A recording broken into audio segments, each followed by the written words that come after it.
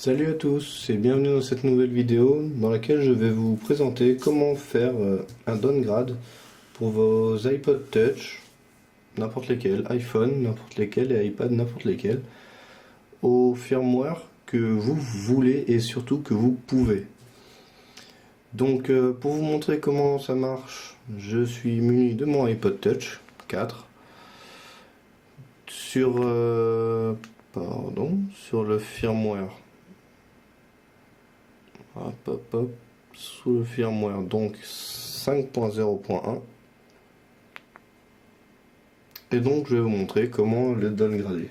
Alors pour savoir si vous pouvez déjà downgrader votre appareil, je vous donne rendez-vous déjà sur Cydia. Une première façon de savoir si vous pouvez faire le downgrade, ça c'est si votre appareil est jailbreaké, vous pouvez voir comme ça. Donc voilà, vous regardez en haut la ligne verte, donc SSH, iOS, et vous voyez une liste, enfin si vous en avez, comme moi, une liste avec plusieurs versions.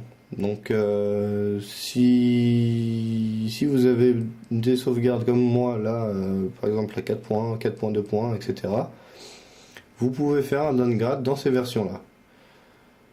Si vous avez aucune sauvegarde, vous avez aucune ligne, malheureusement c'est pas possible pour vous de faire un downgrade. Et donc cette vidéo entre guillemets ne vous sert à rien. Donc voilà, donc on sait maintenant que mon appareil peut être downgradé. Donc moi dans cette vidéo je vais le downgrader au 4.1 pour une raison simple, c'est qu'il y a un tweak d'émulation de Nintendo 64 qui marche uniquement en 4.1. Il n'a pas été mis à jour malheureusement. Donc ça c'était la première façon. Alors maintenant, l'autre façon de vérifier si vous pouvez faire un downgrade, c'est de lancer Tiny Umbrella que vous aurez téléchargé, de brancher votre iPod, iPhone ou iPad, comme ceci.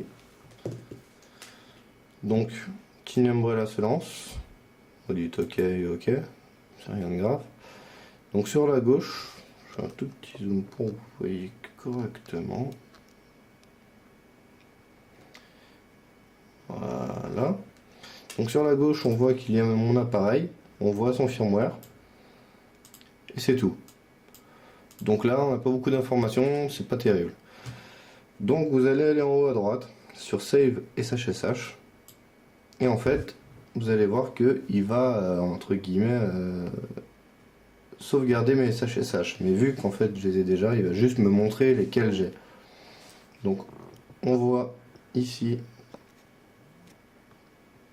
les firmwares qui apparaissent un à un avec une barre de chargement en dessous. Et une fois que la barre de chargement sera terminée, on verra toutes les signatures SSH que j'ai sur mon appareil. Voilà, bientôt fini.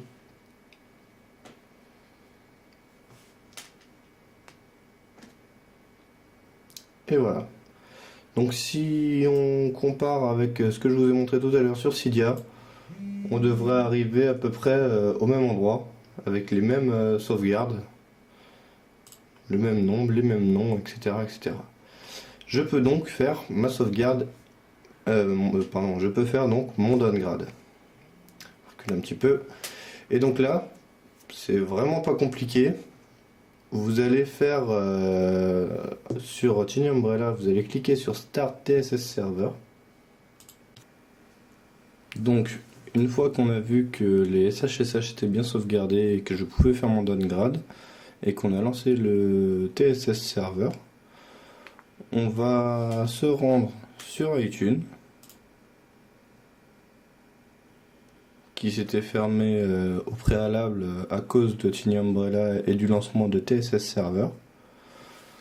Et donc là, je vais vous donner une petite astuce pour éviter d'avoir une erreur qui tombe souvent et sur laquelle je suis tombé récemment. Vous allez prendre votre iPod, votre iPhone, votre iPad et vous allez le passer en mode DFU.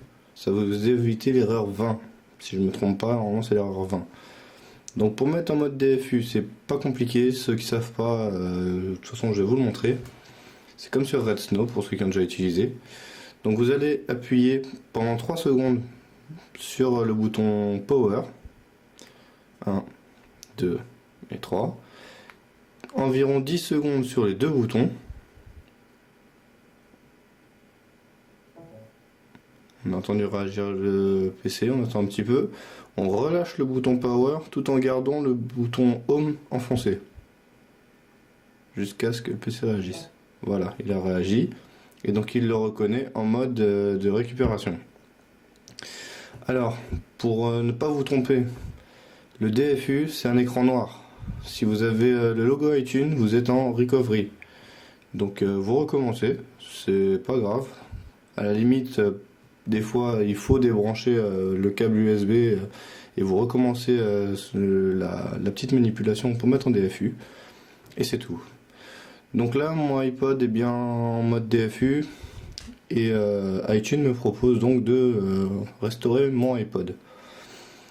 Donc maintenant, alors, on va aller cliquer sur restaurer. Mais si on clique sur restaurer, il va nous faire une mise à jour en fait. Il va nous remettre le firmware 5.0.1 ou si vous n'étiez pas en 5.0.1 ou en 4.3.3, il va vous faire la mise à jour en 5.0.1. Donc pour éviter ça, on va prendre son clavier, comme ceci. On va rester appuyé sur Shift ici. Voilà. Et on va faire un clic gauche sur restaurer. Vous devriez avoir cette petite fenêtre qui s'ouvre. Et vous allez aller chercher le firmware que vous avez téléchargé pour faire votre downgrade. Moi, il est sur le bureau, il est directement ici. Je double-clique. Il me propose de restaurer en 4.1. C'est bien écrit. Et donc je fais restaurer. Alors, une petite seconde, je recule. Hop là. Juste pour vous montrer que normalement l'écran va devenir blanc. Mais c'est pas grave du tout. Donc restaurer. Extraction du logiciel par iTunes. Et là, normalement, l'écran devrait devenir blanc pour mon iPod. Voilà. Donc c'est pas grave du tout. Vous laissez faire. Et normalement, vous ne devriez pas avoir d'erreur. Alors je reste, voilà, jusqu'à la petite barre de progression, pas d'erreur. Alors si vous n'aviez pas mis en mode DFU, c'est possible qu'à cet endroit-là, vous ayez eu une erreur 20. C'est pas grave du tout. Vous pouvez juste cliquer sur OK, passer en mode DFU votre iPod. Vous recommencez à faire la restauration avec le firmware que vous désirez. Et c'est reparti. Normalement, il ne devrait pas y avoir de soucis. Voilà, donc comme ça met un petit peu de temps, une restauration, même si c'est un iPod, c'est un peu rapide, je vais couper la vidéo et je reprends une fois que la mise à jour est terminée pour vous montrer où on en est. A tout de suite. Donc on se retrouve pour la fin de la restauration de mon iPod, qui ne devrait pas tarder.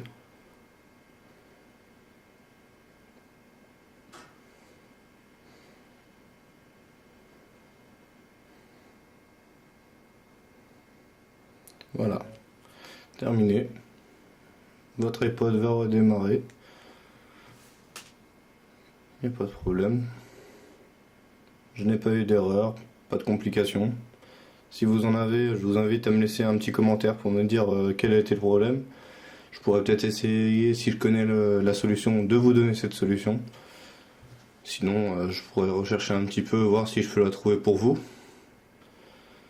Mais bon, il y a rarement de gros problèmes à ce moment-là. Si jamais il y a vraiment un problème, c'est sûrement que vous n'aviez pas de sauvegarde SSH dans la version que vous avez mise en fait. Si vous n'aviez pas, par exemple, là, si je n'avais pas de sauvegarde SSH en 4.1, c'est sûr que ça n'aurait pas pu marcher, j'aurais pu avoir une erreur, etc. Vérifiez bien ça. Donc le petit logo iTunes. Pas de souci. Voilà. Donc il me propose de configurer comme nouvel iPod. Pourquoi il me propose pas de réintégrer une sauvegarde? Enfin, il me propose en dessous, mais il ne la réintègre pas automatiquement. C'est tout simplement parce que je viens d'un firmware 5.0.1, donc j'ai changé d'iOS. Mais je suis revenu dans un plus vieux, donc ils ne sont pas compatibles. On peut passer des sauvegardes d'iOS 4 à iOS 5, mais pas d'iOS 5 à iOS 4, pardon. Donc moi, j'avais pas grand chose dessus, donc ça me dérange pas du tout. Donc je vais configurer comme nouvel iPod. Voilà. Tac. Tac. Et voilà. Il synchronise.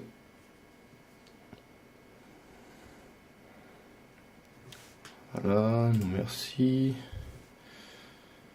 On arrive à la fin. Voilà. Donc, ok. Et pour vérifier que je suis bien passé à l'iOS 4.1, on va dans les réglages. Déjà, on a changé, on n'est plus en 5. Et voilà, je suis bien en 4.1.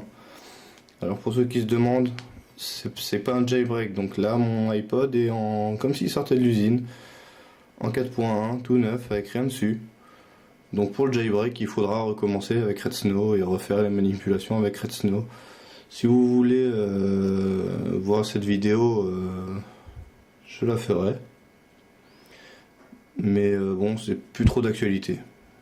Mais sinon, elle est assez, on peut la trouver, cette solution, assez facilement, un peu partout.